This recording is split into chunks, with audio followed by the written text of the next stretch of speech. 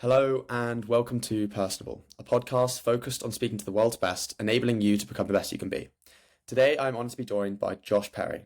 Josh is a former professional BMX rider who's been on the likes of America's Got Talent. He unfortunately has suffered from cancer multiple times, with the first time being at the age of 2021.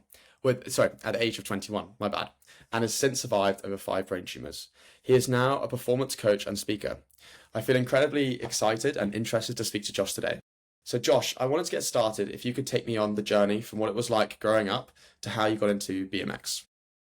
Yeah, I got into BMX kind of organically. I grew up playing all the school sports from t-ball to Little League to basketball.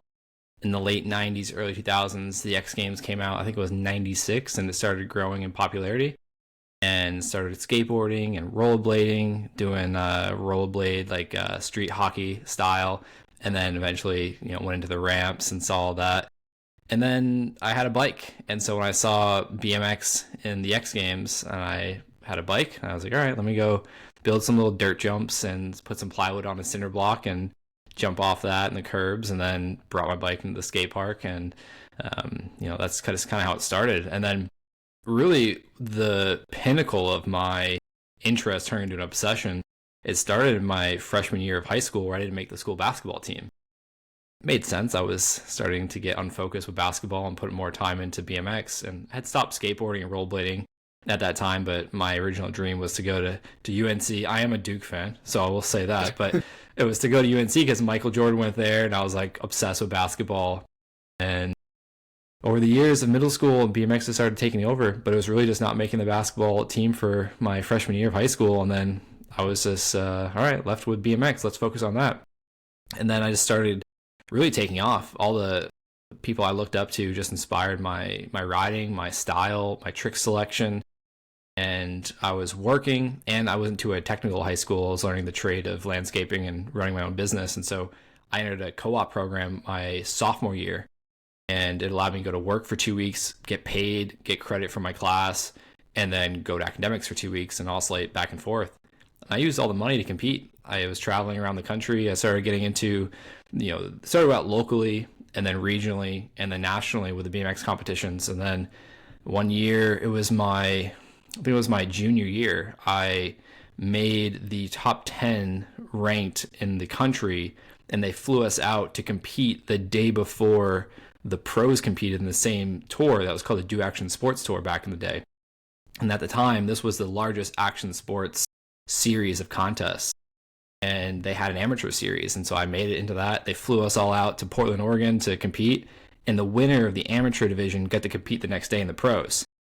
I didn't make the top spot, but I qualified the next year to compete, or to at least go to the qualifiers. And then that's how it started. I turned pro my junior year of high school, and then I dropped out, moved to Greenville, North Carolina, which is like an hour and a half east of us here in the Raleigh-Durham area, and then here we are now. I want to backtrack quite a bit because I think for like typical sports, I don't want to say your sport isn't typical, but I think it's less played than say basketball, as you mentioned. I feel like it can be, all the kids around you are sort of playing basketball, or for me it'd be playing rugby or playing football, as we like to call soccer in the UK. They're all playing it around you, so you kind of got this initial passion. You have a bike, you enjoy it. But you mentioned trick selection. Like, I don't think there was YouTube when you were growing up. So how are you finding these tricks? How are you learning them? Is it about, are you immersing yourselves in communities of people? Like, could you explain a lot more about that process and, how you learn and how you go from being good to great? Yeah, I think it was like 2001, 2002 when I really got into BMX. And so at that time, it was like VHS tapes, DVDs, the magazines. And then you'd see, the X Games and other contests that ESPN would air. So that's where it was. And then when it came to locally, it was just my friends that I had met at the skate park that were interested in the same thing. They went to different schools. I met some of my closest BMX friends when I was in middle school, and then just stayed friends. And some of them I'm still friends with today that actually were the reason why I got to move to Greenville and stay with them on their couch when they went to East Carolina University. But you were inspired by the different mediums then. Social media wasn't a thing. I don't even think MySpace had come out at that time yet, let alone YouTube. But it was just through the different media channels that were available to us. And then I remember having posters of the pros I looked up to on my wall, and have the magazines in class and hiding them in my notebooks and stuff like that. But as far as like trick selection, I just enjoyed. I don't know what it was about the tricks that I was inspired, but there was a bunch of like fundamental tricks that we would all seem to try and learn together, and then it just kind of went from there in terms of like what tricks like we gravitated towards, what came a little quicker than others. And there's some tricks that took me so long to land for the first time, but then I became known for doing a lot of tricks, a lot of variations with that basic trick. Yeah, it just influenced in different manners, and then your push in action sports is an individualized sport, but you're participating with your friends and your peers, and so there's a lot of camaraderie, a lot of like, hey man, you got this, and like push each other, and like you'd see someone pushing themselves, falling and falling and falling, and then land it, and then you'd be hyped and want to do the same thing, and so it's just kind of like you build off each other and that energy, and then it just pushed us to get out of our comfort zone, and then started learning new tricks. But then when I got the basics of tricks, you obviously, it's like a recipe, you have to have the base, and then you can go from there, you can freestyle it. No pun intended for freestyle BMX, but once I had that base of a lot of different tricks that built that foundation, I was able to branch off from there and just kind of start linking tricks and combinations, and that's what I really enjoyed. And I was just really enjoyed pushing myself, so naturally just a whole host of tricks became of interest to me, and just started building off of it. And then that's what it takes to get to become a professional at it, is just the repetition builds the skill, and then with that, over a long amount of time, you develop the habits that just your baseline just starts to rise. And then what was scary and like hard at one point is just how you warm up now. And so it's just like that level of progression that just, as long as you stick with it and you dedicate yourself to it, then you can get to an elevated level. Yeah, I mean, my next question was going to ask, like, is it practice or innate talent? But I feel like you've kind of answered the question there in terms of getting better and building upon those levels. But something we haven't really touched on with that is injury. Doing sports like this, I mean, I hope you didn't face any injuries, but I would deem it unlikely for yourself and people around you. When you have injuries, and not even like a severe injury, but you hurt your elbow, you hurt your knee trying to land a trick. How do you tell yourself, Josh, I need to get up, do it again, do it better? Like, how do you remain motivated throughout that entire process? Well, this kind of ties into the thing that you want to talk about with like innate talent versus work ethic. And when you're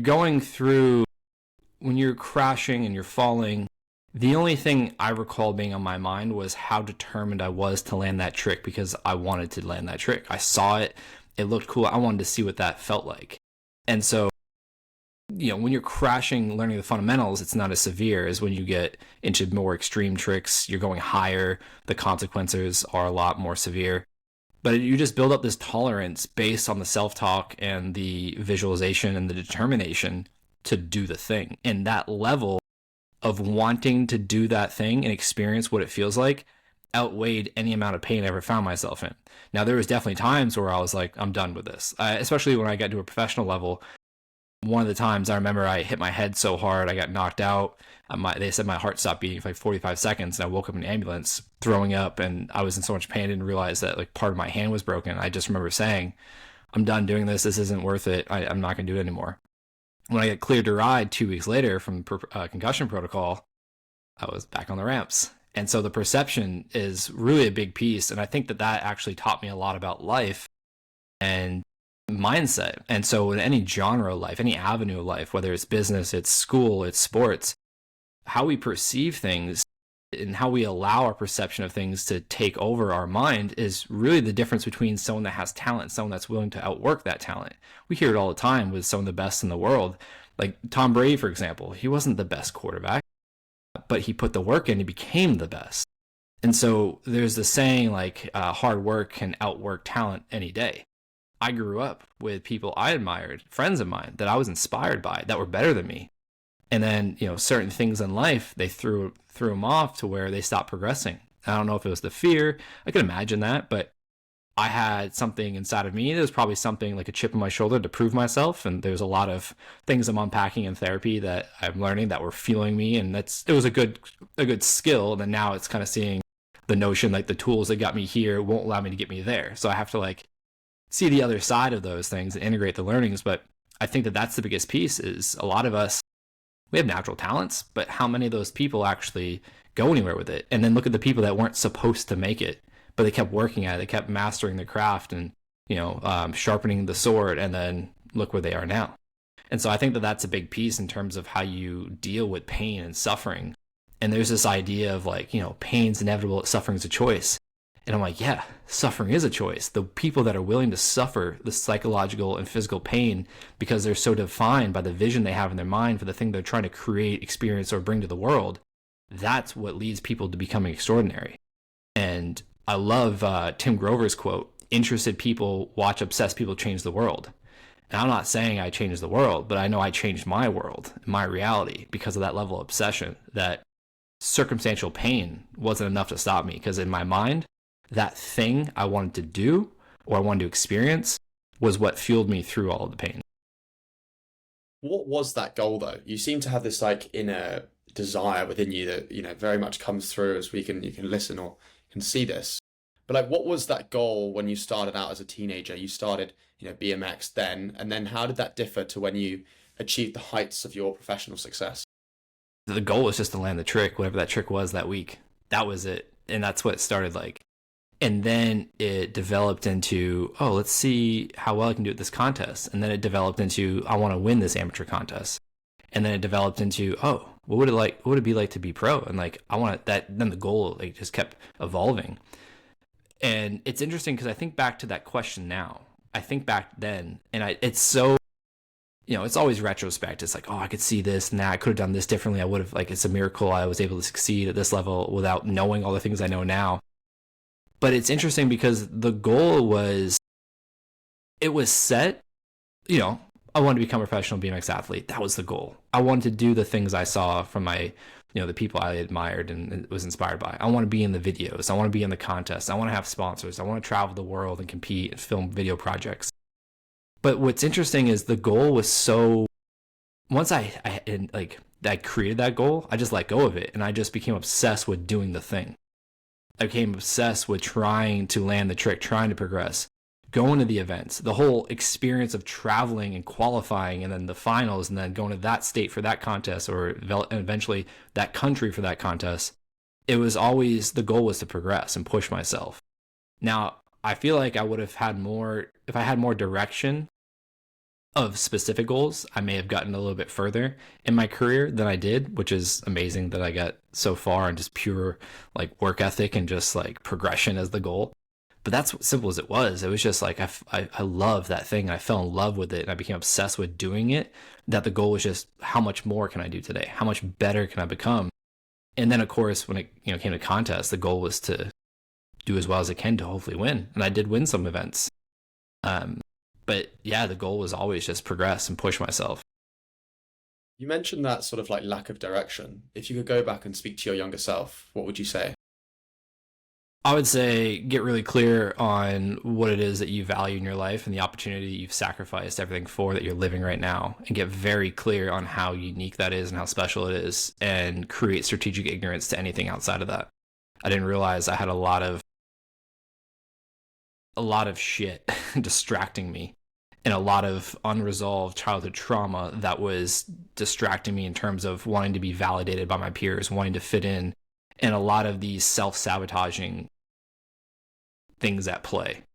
And I think the thing I was striving for was to be accepted, and to be accepted in who I was. Ironically, I found my way into BMX because it was something I could authentically express myself uniquely and on my own terms. But then there was this part of this unconscious value at play that was needing to be validated by other people, needing to fit in, need to be accepted. That was destructive.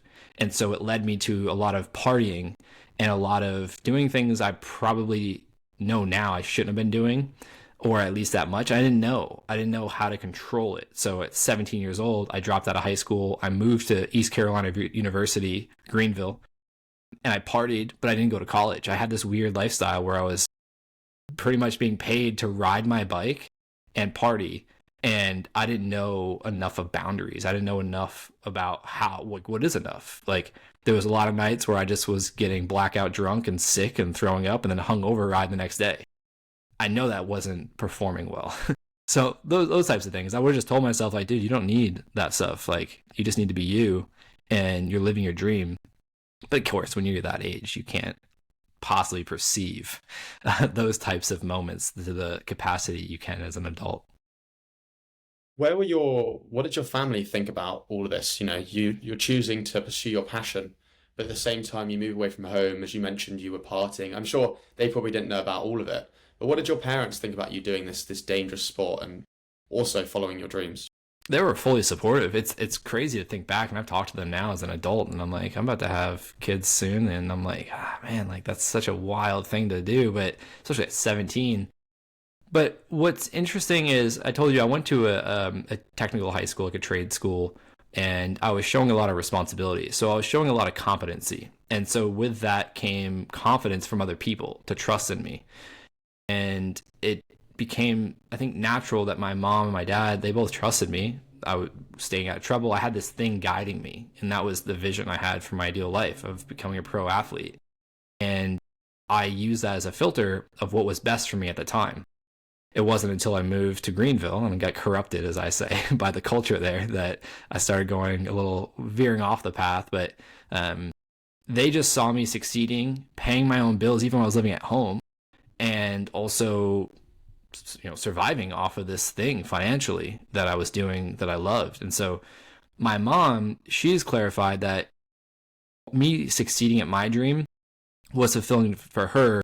And it was part of her dream was to see her child succeed, especially at something that I love to do, which is a rare thing. I think people are able to make a career out of their passions. And it's, I think that she noticed that. She speaks to me consciously about that. It's like that she wanted to fully support that.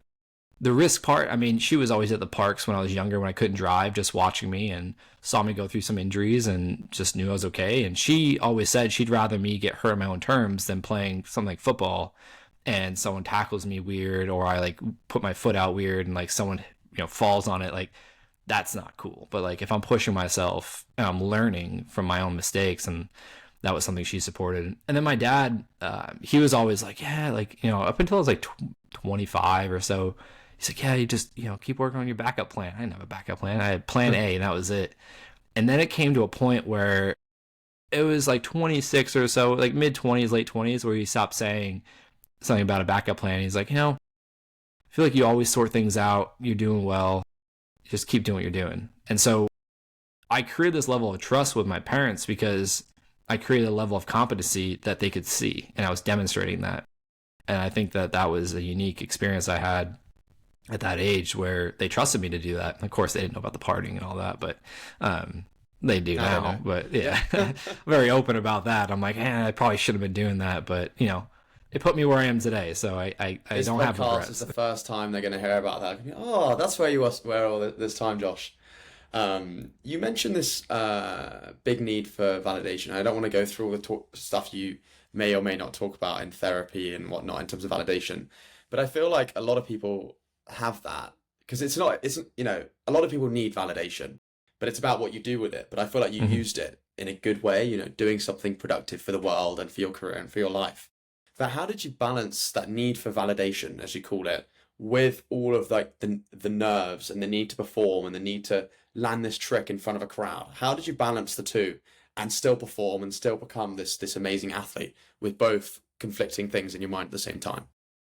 So the more I've learned about how that works and the more I learn what I developed, it stems from my childhood, which I'm happy to talk. We don't have to go too deep into it. I mean, I'm open to, but I don't think it's relevant.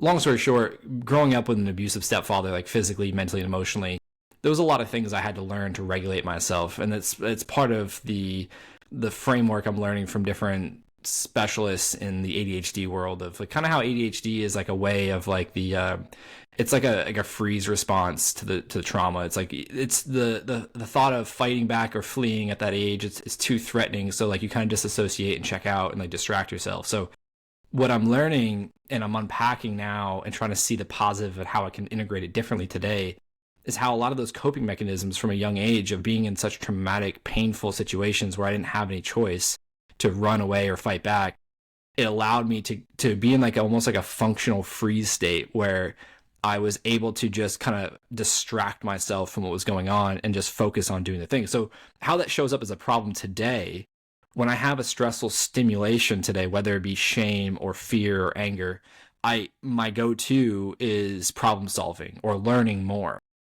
And it's really to escape what I'm feeling in my body, the emotion. Now that served me really well in contests. I was able to just lock in and focus on the task and distract myself from my body.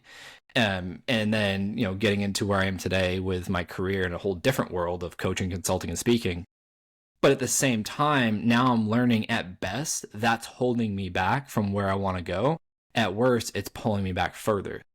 The idea of something I'm learning about called action urges. And when we feel something, we have an urge to act. That's what emotions are. Like fear, for example, its job is to move us from danger. But when we have stimuli in today's society that threatens us, a perceived threat of danger, do things to kind of check out or distract or, self-medicate, whatever it may be. So to your question, what I'm learning is I wasn't taught a specific positive or healthy modality to balancing that out. I just had the trauma response built into me at a young age to be able to just disassociate in a functional manner that now I'm learning, oh, so that helped me then. But now I need to kind of go back to getting in touch with what I'm feeling in my body and then pattern interrupt. So rather than when I get stressed now, I go to I just need to problem solve, intellectualize. And you can't think your way through a problem is what I'm getting to now. And the quote, the way out is the way through. If you want to get out of a problem, you have to go through it. The obstacle is the way, stoicism. Now I'm learning the actual depths of what that means. So it's not something that I would suggest as a first modality. Just go get some trauma in your life and then see if your response is functional freeze instead of fight or flight. There are better ways, which I'm learning now. And so I admire athletes, especially the ones that have gotten to, and other people in business. You spoke with Shep, who's a mentor of one of my clients in business. I admire people that are successful in different aspects of life because what I'm doing is reverse engineering how they do things, how they've responded to stress, adversity, traumas, how they've succeeded, and then figure out new tools to put in my tool belt, if that makes sense. I think you did a really good depiction there. I also have ADHD and I'm still learning how to deal with it. So I'll take that on board and probably re-listen to that and try and apply that to my own life. The key is to not deal with it, is to work with it, integrate it, because it's a superpower once you figure out different systems and protocols to put in place that allow you to stay focused. Because our superpower is we can focus on a lot of things at once when people can't. But then the performance barrier is maybe for you, I don't know, but for me is completing things. So I have to put certain things in place to reward myself, to create the association, complete the task, I'll reward myself with this. And then I can finish projects and then manage my my attention. Well, at least so far, the motivation is to speak to amazing people like you. So it's working a little bit. But you reach some of the highest stages in the world, both in this industry and out, in the X Games, going on major TV shows like America's Got Talent. When there's so much expectation weighing on you, everyone wants, no one wants to see some athlete that doesn't perform their trick. I mean, if they see that, they're like, what the hell? So you've got all of these hundreds, if not thousands of people watching and having this expectation on you. Did you ever have any moments when you were like, maybe the doubt's too much, or maybe today I'm just not feeling it? And if you did have that, how did you go about dealing with it? Are you asking in terms of performing? Yes, performing. So it's interesting because I don't recall, I don't remember that level of doubt. There would be the nerves, there would be the thoughts of oh man, what if I fall, or just the anxiety of putting the contest run together, or doing NFL halftime shows with 60 to 80,000 screaming people. That was really being on America's Got Talent. It's a theater with 4 judges that are celebrities, which at that point I was hanging out with my heroes. So celebrities, it didn't really do anything to me in terms of nervousness. I was just oh, this is cool. Nick Cannon and Howard Stern and Sharon Osbourne are talking to us. That's pretty cool. But it wasn't anything about nerves. I think the most nervous I was always competing at like Dew Tour or especially at X Games with like multiple giant cameras around and people, and like Dew Tour was in stadiums, like basketball stadiums, and there was a lot of people, and then NFL halftime shows. So it was never really like doubt because I was already doing it. I already had this stack of proof that I was who I said I was and I was capable of it. It was more of just like, oh, like the anxiety, like, oh, I hope I don't fuck up. Like, I hope I don't like fall. Especially America's Got Talent, it was like coordinated with 5 to 7 other riders, and so if I fell, I just there's potentially other people falling or hitting me. There's the whole set. So there was like that pressure of anxiety, but it was never doubt. And the way I coped with it was I just got back into it, and I was just like, oh, like this is exciting though. Like let's fucking go. Like let's dial in. Let's lock in and let's do the thing. And at NFL halftime shows, it was a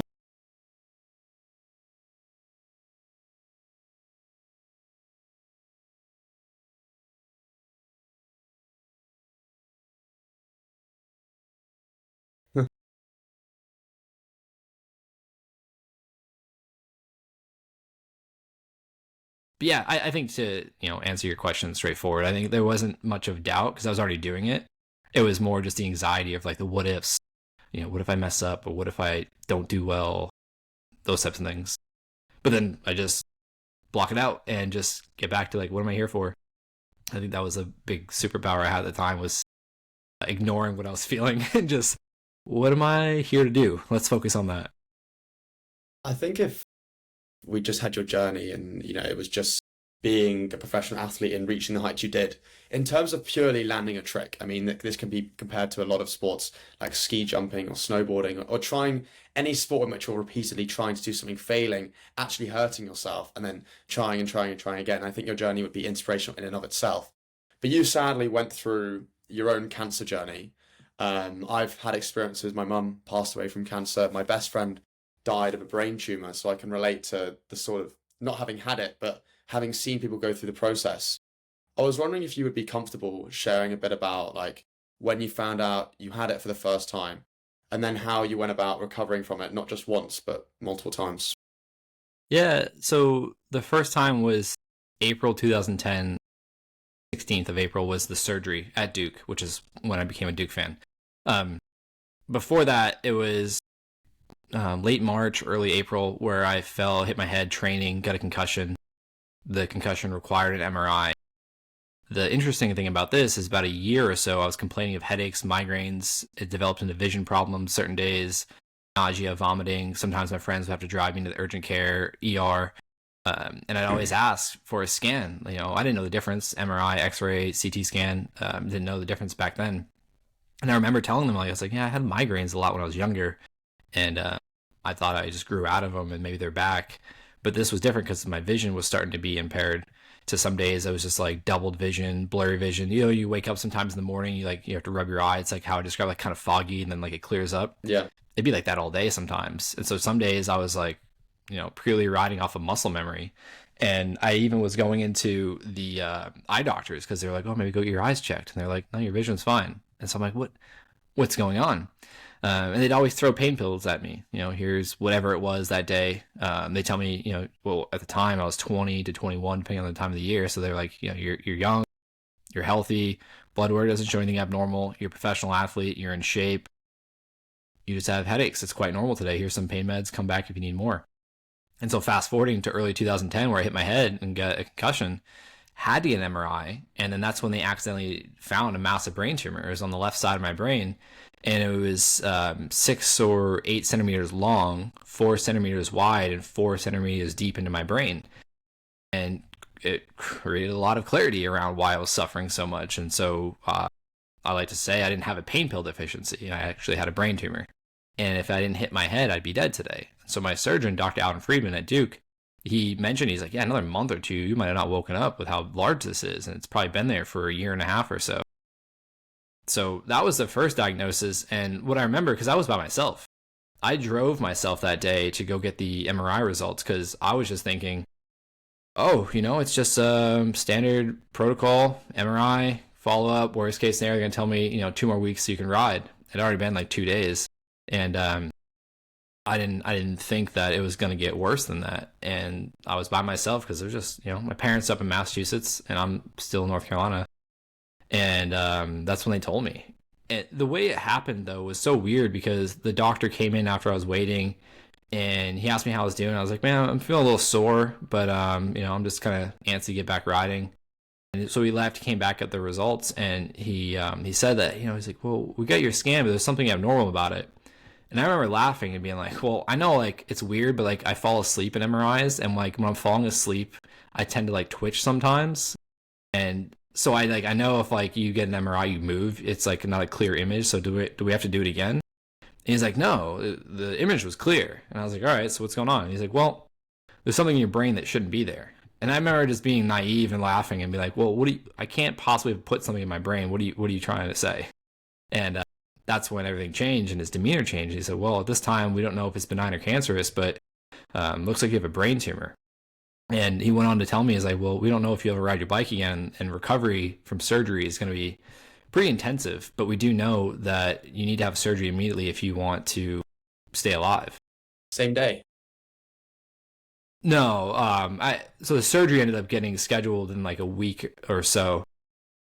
Dr. Friedman actually had to move his schedule around to fit me in sooner because it was that severe.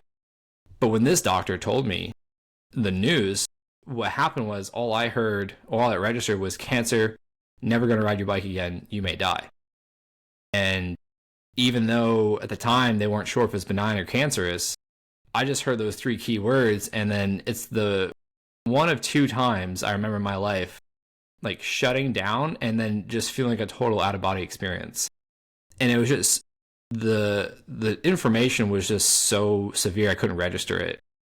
And then, after moments went by, I just like snapped out of it and then just like had to leave and just was like bawling my eyes out and just like literally thought I was going to die.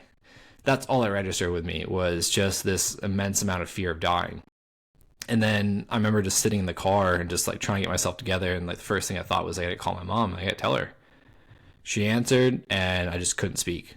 It was like back in a bad dream where like no matter how much you try to like yell, nothing comes out. And she heard me crying and then she started to get worried, of course. And then I finally got it out. But yeah, that was the first diagnosis. It was so bizarre because, what's interesting too is people ask me a lot about the diagnosis. Like, what was it like? How did you feel? Like, but I rarely get asked about what it was like going into surgery. And I find that interesting because the real threat of my life was going into surgery. There's a real chance you may not survive. But I think it's a testament to how we operate in today's society. There's a lot of perceived threats. There's a lot of stress and stimulation from this world and the digital world that we get locked into. And it runs people's lives. And I think the greatest gift I have, or I've been given from that first diagnosis, was the idea of monitoring what is a perceived threat and what is actually a life-threatening experience. And so when I went to that surgery, it was really interesting because I was calm and I had a lot of time. It was like a week and a half between the diagnosis and surgery. All I did, which now I'm understanding is a trauma response, so it wasn't the greatest, but at the time it was everything for me to survive. All I did was focus on the opportunity at hand to stay alive, and I treated it like an injury. All right, doc, when's the surgery? What's it like? What's recovery like? When can I get back on the bike? My sole focus was getting back to riding my bike. That was all I cared about. At first, it was like, oh shit, I'm gonna die. What do I do with my things? How do I tell people, oh shit, I'm not gonna be able to ride? So in my mind, all the things I had sacrificed, all the people that doubted me, all that stuff was about to be taken away. And so I just locked in. I need one more clip, guys.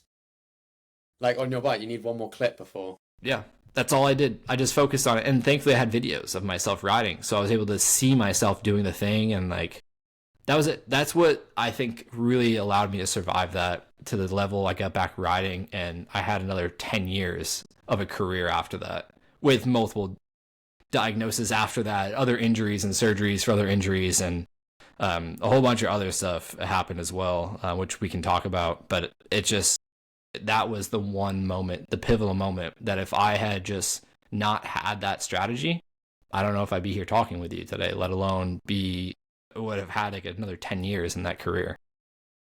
What I think is so fascinating is people often talk to me about the idea of motivation versus discipline. Like motivation is in I'm motivated to go to the gym, but then after like a month, my motivation's run out, and it's discipline that keeps me going. But I don't know if I got my I don't know if I broke my arm or something. So I've been I have a sprained ankle right now, so I've been very demotivated. But I've still been going to the gym because I want to be in shape and be ready for when I'm back. But something like a brain tumor is 1,000x times more severe, and you keep coming to the point like a reoccurring theme that you keep saying is, "Oh, I got hurt. I just try again. I got hurt.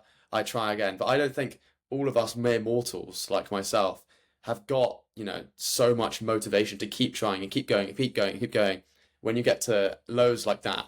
So I kind of get how you've been able to do it and the motivation you've had, but how can other people get that same source of motivation in their own lives when they face a cancer diagnosis or the loss of a best friend or a severe injury or something else in their life the perception is that it changes their lives forever? How do they bounce back from that in order to get back to where they previously were, or get back even better? Yeah, I mean, to be clear, at first there was no motivation. There was just fear. But you can leverage fear to motivate yourself, but it's not sustainable. So the other end, or the way to close that loop to your question is, what do you value? And so that's some of the first steps I do with the clients I work with today. And that's how I see performance. Performance is, if we look at like the sport of life, performance, or the game of life, performance is a sport of trying. All high performance is a dedication and commitment to the path of improvement, personally and professionally. So you can continue to try better, try more, be more informed, have better skills and tools and strategies. So not everyone needs to go through a brain tumor diagnosis, of course. You can even do that if you wanted to, like, you know what I mean? So the way people can motivate themselves is get clear on their values. What are the things they value in their life? It's not a value statement, not like I value honesty or respect, but like, what do you value?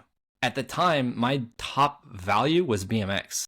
It outweighed my value. What today is my number one is my health, my personal health, because I know everything else falls to the level of my personal health. At the time, ironically, my health was not my first priority and my first value. It was lower. I don't even know if it was even a conscious thought. But I do know at that time, my number one value in life was riding my bike. It was continuing to live my dream. When you're focused on that, whatever that thing is, you don't need motivation because you're defined by that thing you value and you're going to do everything for it. Most people today are so distracted and so stressed and living in autopilot that they don't know what their values are. They haven't consciously written them out. Or they state their values, but their demonstration shows anything but what they stated. And that's the first steps of my work with even the most high-performing people in business. What do you value in your life? Okay, cool. Why aren't you doing anything to nurture that value? So you don't need to go through adversity. We're going to go through adversity of all kinds. Every human being will. There's no way around that. But if you're not clear on the things you value and why you're doing what you're doing, you're not going to be motivated to do the thing, let alone have discipline to do it. Because discipline is just a boundary we set as guardrails to make sure we nurture the values. So if you actually think about what is motivation? Motivation is our motive to do something. Why are we motivated to do something? Because the perceived value of the thing and the return on investment from doing the thing.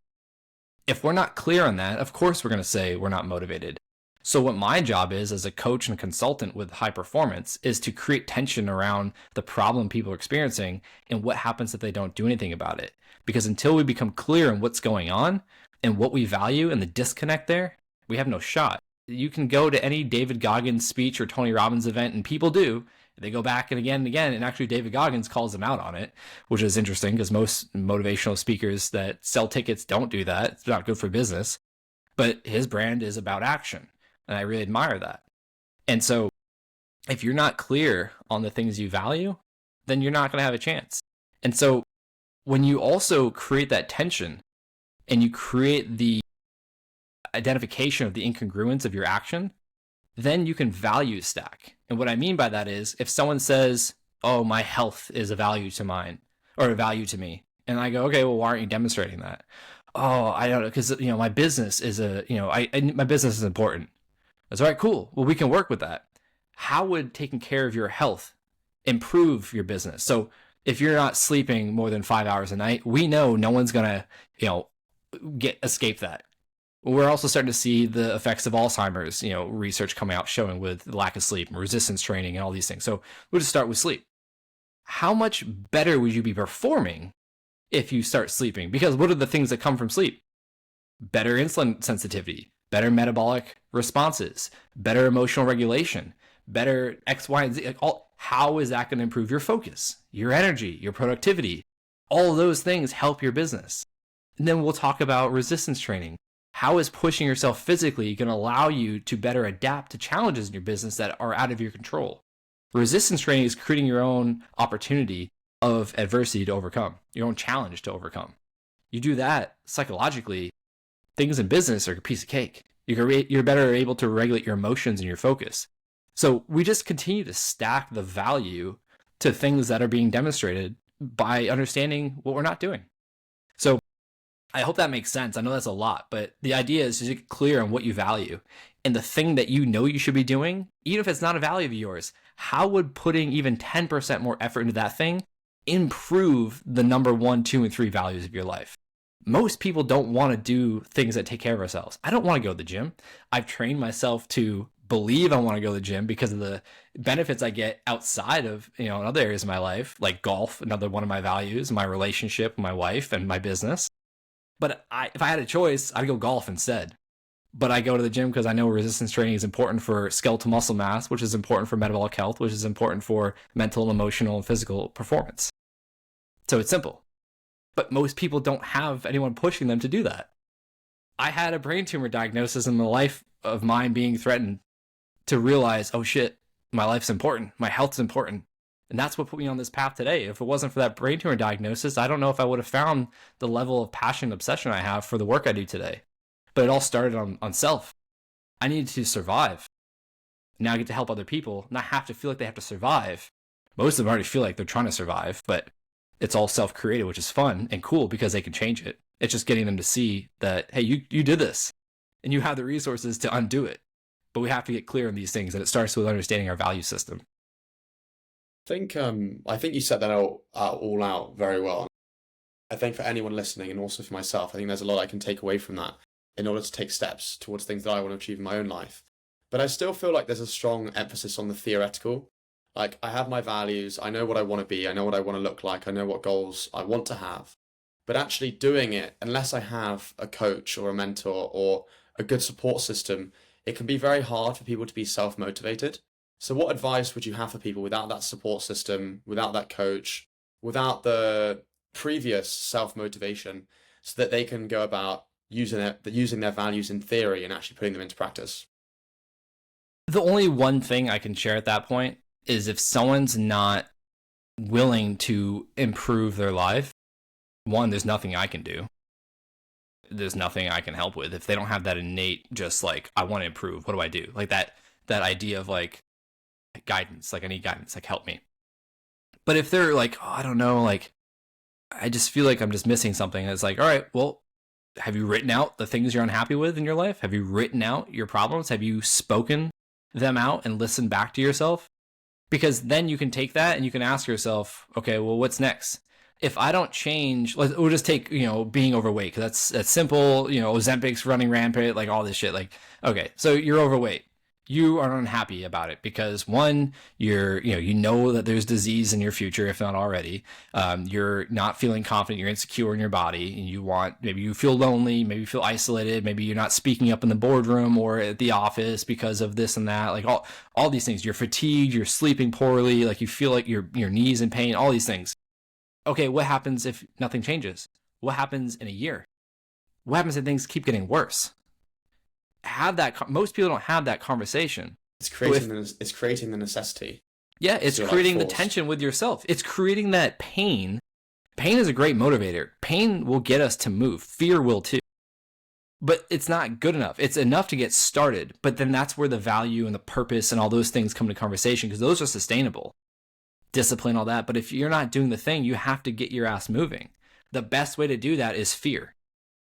So if someone's in that situation right now, okay, well, what happens tomorrow? What happens in a year? We know what's going to happen. There's enough data out there. Like, there's enough evidence of this. It's a problem in our society today. It's like the number one, or I think it's the number one cost in corporate companies is healthcare costs. We know that. Maybe not number one. I think it's number one or two. So if someone's not willing to do the work after that, then there's nothing I can do that's going to help them. That's an internal conversation. And some people need to go through rock bottom. That's why we hear so much about I hit rock bottom and, I was good to go after that. Some people need to get that level of pain to realize, like, oh shit, I have to do something. But actually, this clarifies something. It's not going to work if someone doesn't have ownership. If they don't own where they are in their life, they're just making excuses or blaming anyone but themselves. Oh, it's not my fault, it's society's fault. It's not my fault, it's their fault. It's big food fault for this overweight example. It's big pharma's fault. Well, I can't help you then. Like, I don't take on clients that have that fixed mentality, or that fixed mindset, that victim mentality. We all do that to degrees, but if someone's just going to stay there and be stuck and then validate why they're not getting the results they want, I can't help them. You can't help them. They have to do that on their own. Sometimes people don't have enough pain in their lives to change because the pain of changing is greater. So when the pain of staying stuck becomes greater than the pain of change or the resistance or the unknown, the uncomfortability of changing, that's when we move. I had a very blunt experience of that. But you don't need that.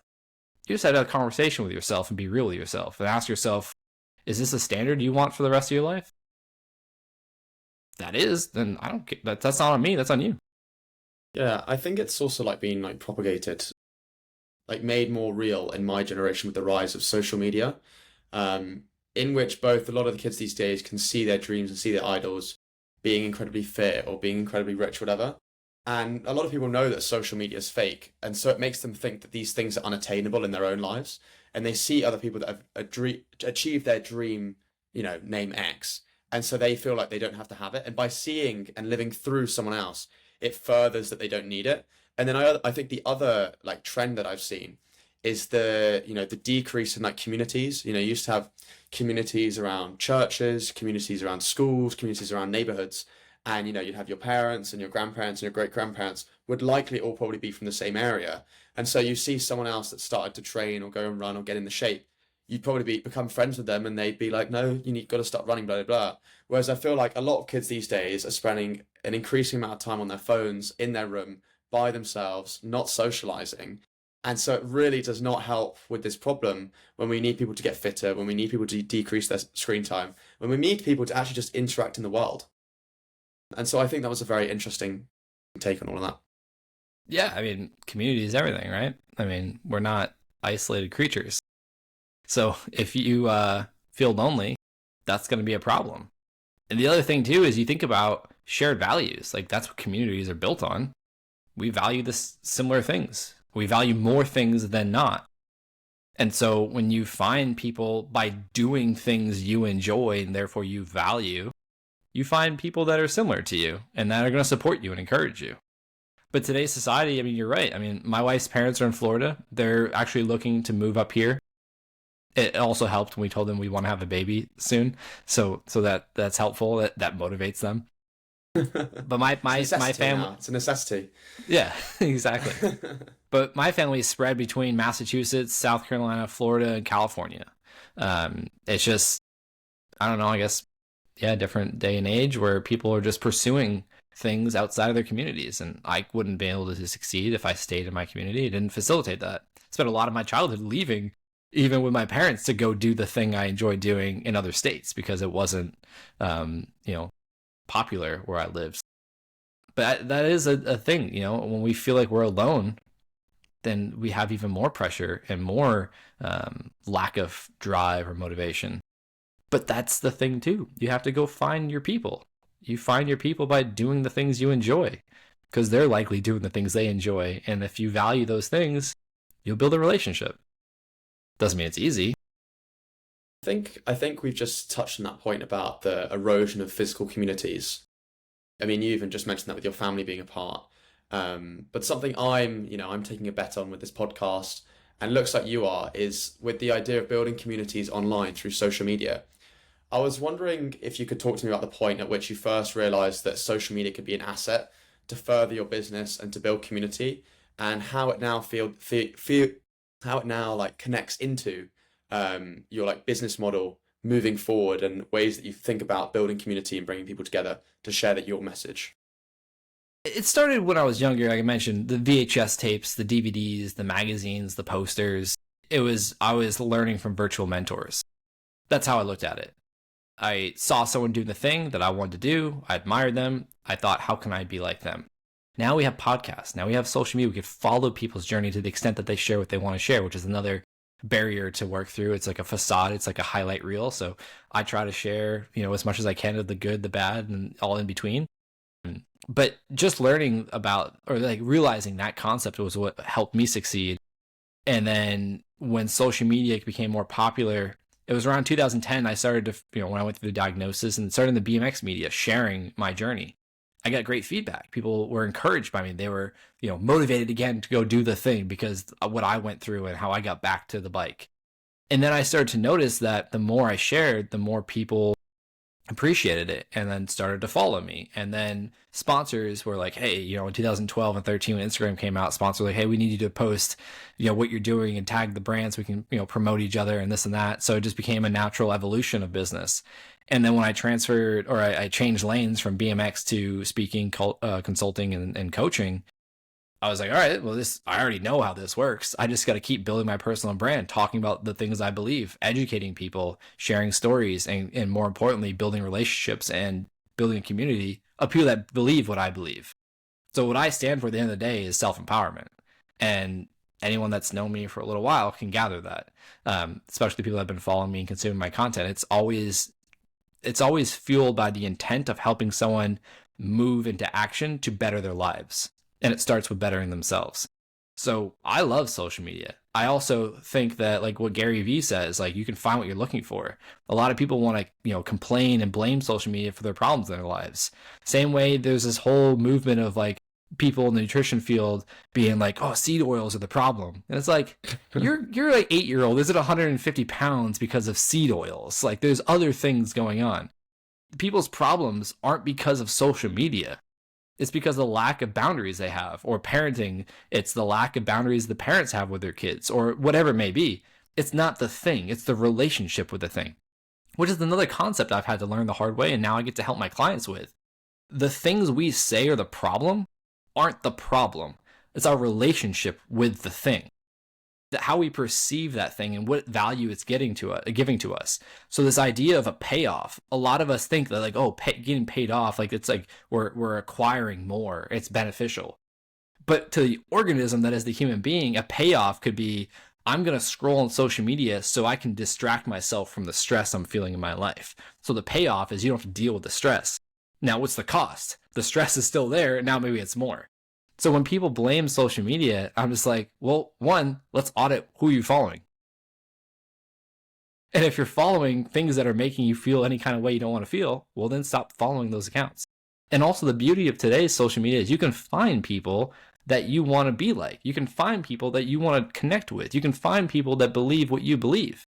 You and I are here not by chance. It's because I watched something that someone that we are mutually connected with posted with the two of you, and I said something I thought was thoughtful, that I gained value from watching the episode, and then here we are.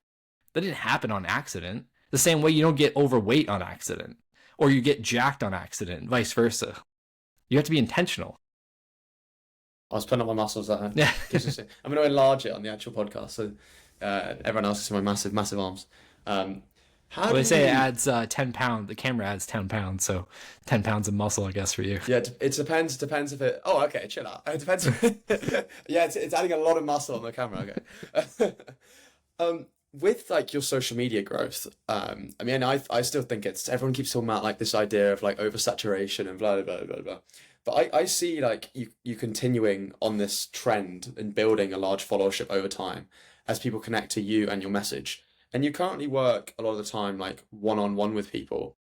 As you start to gain even more followers in like the tens of thousands, if not hundreds of thousands, how do you think your business model will change over time and your core brand message?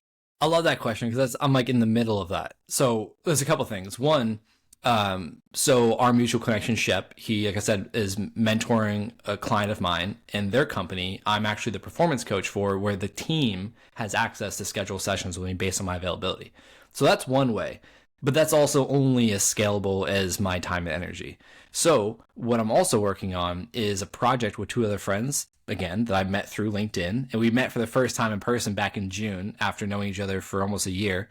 But we're working on one of the school. Have you heard of School, the platform? Yes, SKO. yes. We're working on our own project there to build a community of people like us that believe what we believe and want to become better leaders, parents, athletes, executives, whatever it is.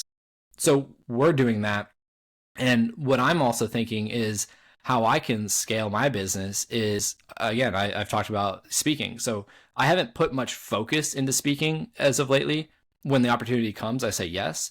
But that's another avenue I want to go down, is when I get my monthly recurring revenue from coaching and consulting to a certain point, then I want to put some resources in developing that pathway forward of speaking. Also, I have written a book. I wrote the book, so we're now working on editing what I wrote, which is a whole process. But that's another thing I want to use as a tool to empower people that maybe can't afford to work with me one-on-one or don't work for a company that's high, but they can get a book, they can get the value and the... I don't like to just have the intention to inspire people. If you've noticed any of my content, there's always at least a residue of action. I'm focused on getting people to act. So I've actually started challenging people, and they say I'm inspiring or my stories inspire them. I go, cool, how? In which way? What are you going to do differently? Because it's not I've been here for 14 years. My story is inspiring. And I'm now registering that, like, okay, well, what is it inspiring in people? Because if you're not acting, to be inspired is just like to be motivated. Cool, it's fleeting though, just like every other emotion. But what are you going to do differently? So these are the different avenues I'm thinking about. And also, Jeez. yeah, I mean, I hope people start going resistance train. But another thing is workshops. I'm like, man, like I've never done a workshop before, but that's pretty cool because the way I see speaking and workshops, speaking is a little bit more surface level than a workshop, because a workshop you can kind of get into it for that, at least that session. But speaking is like scratching the surface. Maybe some ideas will resonate with people. Maybe they'll act differently. And then I got coaching options if they want to come work with me to get more into it. Workshops, it's like, a larger amount of time, but you can get into it more. It's not so much about the story and the motivation, the inspiration. It's more of like tactical. Here's a little bit of story, but like let's see how this plays out for you now. Let's take some action. It's very experiential. Is that a word? Yeah, but yeah, it's a little bit more into the weeds. So these are just different things that I'm now slowly working on. But if you notice, I said when my monthly recurring revenue gets to a point, so I'm focused on that, because then I can put some energy into here. But I'm very mindful now of where I put my focus, because therefore there goes my energy, not just time, but energy. And I want to be able to do things properly to where I at least have a chance at them not falling apart. That's what the pandemic exposed for me. It didn't create problems for me, it exposed the problems, which was a lack of systems, which came from a lack of focus. I feel like I'm interviewing you at like the perfect time, because you've had that transitional place from BMX to going through your own health journey to now you're speaking and consultancy and whatnot. And now you're also venturing to all these other things, and I'm excited to see where those go. But if I was to ask you, and not ask you, but in 50 years or 100 years or whatever, if I was to ask you now, how would you like to be remembered and what would you like your legacy to be? What would you say? It's easy. I would like to be considered as someone that kept trying. And also part of that trying was contribution. It's not enough for me to succeed. I have to be contributing and helping other people succeed, because that's what brings me joy. That's what brings me fulfillment. So I just simply want to be remembered as someone that I don't care that what I went through. I care that I tried. A lot of people go through stuff. A lot of people survive, quote unquote, survive. I'm considered a survivor of many different things. But to me, that's not enough. I want to be able to contribute something to the world based on what I've experienced and what I've learned from those experiences. And I think that that's very evident in my demonstration. So if you've noticed, I'm very big on demonstrating the things I say. And I do my best to make sure I'm doing that. And I do my best to make sure I'm looking out for blind spots. That's why I have a coach myself and I have a therapist. I know the human brain creates blind spots. So Yeah, I just want to be known as someone that kept trying and kept trying to contribute along the way. My final question, and I ask this to every guest, is what is one thing you would want a listener to take away from this episode? I would say I want the listener to understand they have a choice.